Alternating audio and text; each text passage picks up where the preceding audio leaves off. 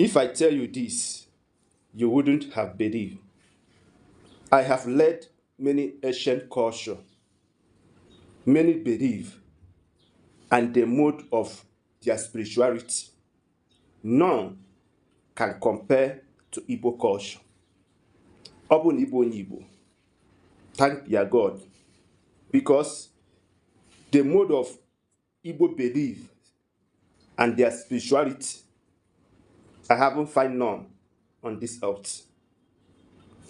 Come to issue of culture and tradition of ndị Igbo.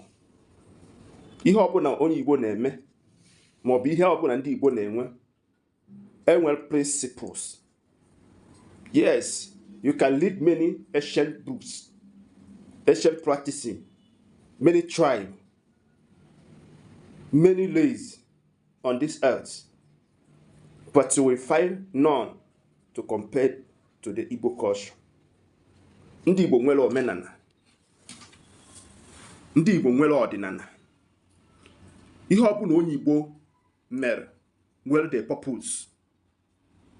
That is why ndị Igbo ji wetu n'inu in Igbo ade say akụ fecha ọdala awọ.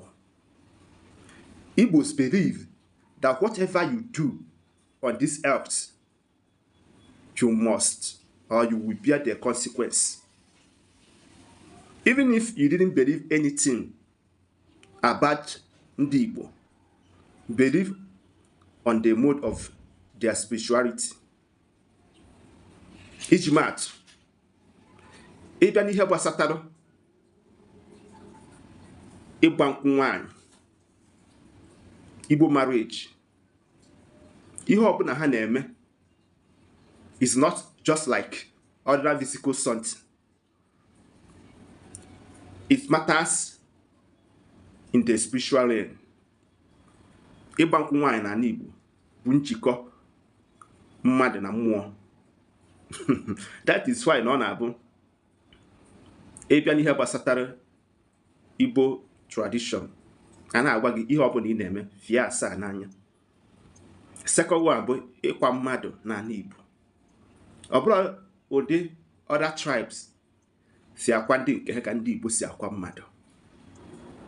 Yes, iji maatụ, ndị Igbo kwenyesi ike na ọ bụrụ na akwacha nwa ada mana ebu na edu n'ahịa be nna ya na ọ na-awa n'ava, maọbụ ka igburu nna gị enyi, nna gị egburu nna ya enyi, gị nwa bụ mmadụ amụta na ngwuru a aka obi were ọ bụrụ efi, maọbụ je kpụta efi nye enyi gị nwoke, maọbụ ya business counterpart ka ọ wee kwa nna ya. Ụnụ ma ihe nwere ike isochi ya. Nke bụ nke na-eme ngwa ngwa ọsịsọ. Ndị Igbo nwere a lot of cultural practices they believe so well. In fact, even the whole world respected this Igbo culture. Like ihe gbasatara iri ji. Iri ji bụ ndị Igbo wepụtara ya bụ ihe. Chi na ọdịnala. Iti mwa Igbo Masquerade Festival.